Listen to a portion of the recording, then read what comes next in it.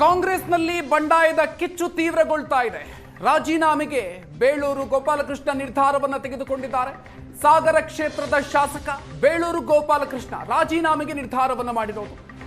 ಶಾಸಕ ಸ್ಥಾನಕ್ಕೆ ರಾಜೀನಾಮೆಯನ್ನು ಸಲ್ಲಿಸ್ತೀನಿ ಅಂತ ಹೇಳಿಕೆ ಕೊಟ್ಟಿದ್ದಾರೆ ಬೇಳೂರು ಗೋಪಾಲಕೃಷ್ಣ ಅವರು. ಸೊ ಈ ರೀತಿಯಾಗಿ ಇದೀಗ ಕಾಂಗ್ರೆಸ್ನಲ್ಲಿ ಅಸಮಾಧಾನಗಳು ಹೆಚ್ಚಾಗ್ತಾ ಇದೆ.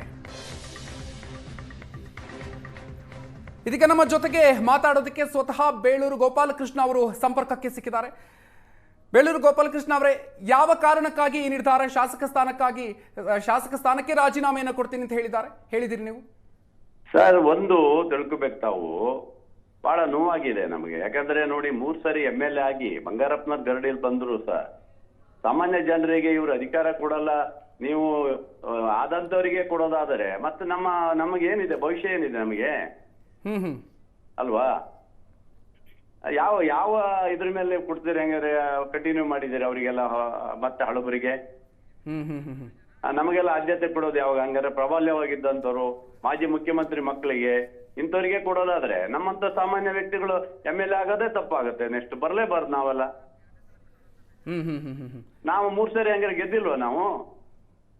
ಸಾಮಾನ್ಯ ಮಕ್ಕಳಾದ್ರು ಸಹ, ಸಾಮಾನ್ಯ ಮಕ್ಕಳು 3 ಸರಿ ನಾವು ಗೆದ್ರು ಸಹ ನಮ್ಮನ್ನ ನೋಡೋದಿಲ್ಲ, ನೀವು ಪ್ರಬಲರಿಗೆ ಕೊಡ್ತೀರಂತ ಆದ್ರೆ ಇನ್ನು ನಾವು ರಾಜಕಾರಣ ಮಾಡೋದಾದ್ರೆ ಹೇಗೆ ಸರ್? ಸೊ ಅಂದ್ರೆ ಈಗ ನಿಮ್ಗೆ ಸಿಕ್ಕಿಲ್ಲ ಅಂತ ಬೇಜಾರ, ಅಥವಾ ಮಧು ಬಂಗಾರಪ್ಪ ಅವರಿಗೆ ಮತ್ತೊಮ್ಮೆ ಅವಕಾಶ ಸಿಕ್ಕಿದೆ ಅನ್ನೋದಕ್ಕೆ? ಅಲ್ಲ ಸರ್, ನನಗೆ ಸಿಕ್ಕಿಲ್ಲ ಅಂತೆಲ್ಲ ನನಗೆ ಬೇಜಾರಾಗಿದೆ. ಯಾಕಂದ್ರೆ ನಾನು 3 ಸರಿ MLA ಆಗಿದ್ದೆ, ನನಗೆ ಯಾಕೆ ಸಿಕ್ಕಿಲ್ಲ? ನನಗೆ ನಾನೇನು ಪಕ್ಷ ವಿರೋಧಿ ಚಟುವಟಿಕೆ ಮಾಡಿಲ್ಲ, ಪಕ್ಷದ ಬಗ್ಗೆ ಯಾವುದೇ ಹೇಳಿಕೆ ಕೊಟ್ಟಿಲ್ಲ. 3 ವರ್ಷ ನಾನು ಎಲ್ಲ ಇದೆಲ್ಲ ನಾನು ಪಕ್ಷದ ಜೊತೆಗೆ ಇದ್ದೀನಿ. ಸಿಎಂ ಏನಾದ್ರು ಮಾತು ಕೊಟ್ಟಿದ್ರ ನಿಮ್ಗೆ? ಇದಕ್ಕಿಂತ ಮೊದಲು ಸಿಎಂ ಏನಾದ್ರು ಸಚಿವ ಸ್ಥಾನಕ್ಕೆ ಸಂಬಂಧಪಟ್ಟಂತೆ ಏನಾದ್ರು ಭರವಸೆ ಕೊಟ್ಟಿದ್ರ? ಅಲ್ಲ, ಎಲ್ಲರೂ ಹಿಂದೆಲ್ಲ ಆಯ್ತಪ್ಪ ಮಾಡೋಣ, ಬರ್ಬೇಕು ಈ ಸರಿ ಅಂತೆಲ್ಲ ಹೇಳಿದ್ರು. ಎಲ್ಲರ ಹತ್ರ ಮಾತಾಡಿ ಬಂದಿದ್ದೇನೆ. ನಿನ್ನೆ ರಾತ್ರಿವರೆಗೆ ಪಟ್ಟಿ ಇದ್ದಿದ್ದು ಬೆಳಗ್ಗೆವರೆಗೆ ಚೇಂಜ್ ಆಗಿ ಹೋಗಿದೆ. ಅಂದ್ರೆ ನಿನ್ನೆ ರಾತ್ರಿವರೆಗೂ ಕೂಡ ಏನ್ ಬೇಕಾದ್ರೂ ಆಗುತ್ತೆ ಅನ್ನೋದು ಆಯ್ತಲ್ಲ. ಅಂದ್ರೆ ನಿನ್ನೆವರೆಗೂ ಕೂಡ ನಿಮ್ಗೆ ಸಚಿವ ಸ್ಥಾನ ಸಿಗಬಹುದು ಅನ್ನುವಂತ ನಿರೀಕ್ಷೆಯಲ್ಲೇ ಇದ್ರ ನೀವು? ಎಲ್ಲದರ ನಿರೀಕ್ಷೆದಲ್ಲಿದೆ ನಾವು.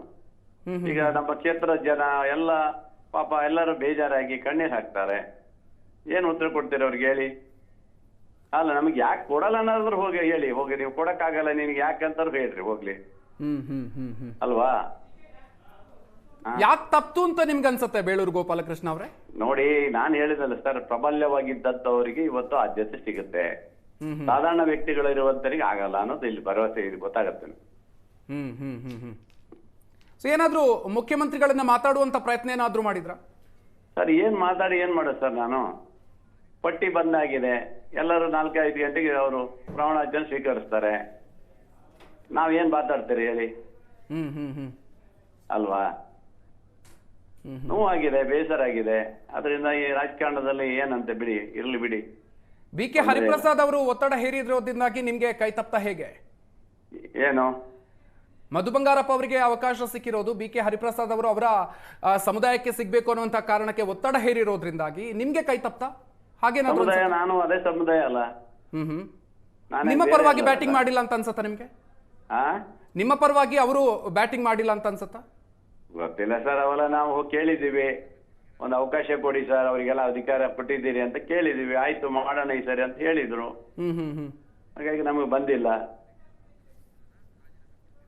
ಅಲ್ಲಿಗ ನೀವು ಒತ್ತಡ ತಂತ್ರವನ್ನ ಹೇಳ್ತಾ ಇರೋದು ಅಥವಾ ನಿಜವಾಗ್ಲೂ ರಾಜೀನಾಮೆಯನ್ನ ನೀಡುವಂತ? ನಾಳೆ 10 ಗಂಟೆ ರಾಜೀನಾಮೆ ಕೊಡ್ತೀನಿ ಸರ್ ನಾನು. ಸೊ ಈಗ ಯಾರತ್ರ ಆದ್ರೂ ಹೈಕಮಾಂಡ್ ಜೊತೆಗೆ ಅಥವಾ ರಾಜ್ಯ ನಾಯಕರ ಜೊತೆಗೆ ಮಾತಾಡುವಂತ ಪ್ರಯತ್ನ ಏನಾದ್ರೂ ಆಯ್ತಾ ಸರ್? ಏನ್ ಮಾತಾಡ್ತಾರೆ ಸರ್? ಯಾರ ಜೊತೆ ಏನ್ ಮಾತಾಡಿ ಏನಾಗಿದೆ ಅಂತ ಚೇಂಜ್ ಮಾಡ್ತಾರಾ? ಏನಿಲ್ಲಲ್ಲ, ಅದೇನ್ ಆಗೋ ಪ್ರಶ್ನೆ ಇಲ್ಲ. ಬಹಳ ಜನ ನನ್ನ ಜೊತೆ ಬಹಳ ಜನ ರೆಡಿ ಇದ್ದಾರೆ. ಸುಮಾರು ಜನ ರಾಜೀನಾಮೆ ಕೊಡ್ತಾರೆ ನಾಳೆ. ಅಂದ್ರೆ ನಿಮ್ಮನ್ನು ಕೂಡ ಇವರೆಗೆ ಯಾರು ರಾಜ್ಯ ನಾಯಕರು ಯಾರು ಕೂಡ ಮಾತಾಡ್ಸಿಲ್ಲ ಹಾಗಾದ್ರೆ? ನನ್ಗೆ ಗೊತ್ತಿಲ್ಲ ಸರ್, ನಾ ಯಾರ ಜೊತೆ ಮಾತಾಡಿಲ್ಲ ಇಲ್ಲಿವರೆಗೆ. ಓಕೆ, ಧನ್ಯವಾದ ಬೇಳೂರು ಗೋಪಾಲಕೃಷ್ಣ ಅವರೇ, ಏಷ್ಯಾನೆಟ್ ಸುವರ್ಣ ನ್ಯೂಸ್ ಜೊತೆ ಮಾತಾಡಿದ್ದಕ್ಕೆ. ಕಾಂಗ್ರೆಸ್ನಲ್ಲಿ ಬಂಡಾಯ ತೀವ್ರ ಆಗಿದೆ. ಸಚಿವ ಸಂಪುಟ ವಿಸ್ತರಣೆ, ಪ್ರಮಾಣ ವಚನ ಕಾರ್ಯಕ್ರಮವನ್ನು ಮುಂದೂಡಿಕೆ ಮಾಡೋದಕ್ಕೆ ನಿರ್ಧಾರ ಮಾಡಲಾಗಿದೆ. ಬಂಡಾಯವನ್ನ ತಣಿಸೋದಿಕ್ಕೆ ಪ್ರಮಾಣ ವಚನ ಕಾರ್ಯಕ್ರಮವನ್ನ ಮುಂದೂಡಿಕೆ ಮಾಡಲಾಗಿದೆ. ಸಂಜೆ 4:05 ನಿಗದಿಯಾಗಿದ್ದಂತಹ ಕಾರ್ಯಕ್ರಮ 5 ಗಂಟೆಗೆ ಮುಂದೂಡಿಕೆ ಆಗಿದೆ. ಬಂಡಾಯ ತಣಿಸೋದಿಕ್ಕೆ ಕಾಂಗ್ರೆಸ್ನಲ್ಲಿ ಈಗ ಪ್ರಯತ್ನಗಳು ನಡೀತಾ ಇದೆ. ಹಲವು ಶಾಸಕರು, ಅವರ ಬೆಂಬಲಿಗರು ಸಾಕಷ್ಟು ಅಸಮಾಧಾನಗಳನ್ನು ವ್ಯಕ್ತಪಡಿಸ್ತಾ ಇದ್ದಾರೆ.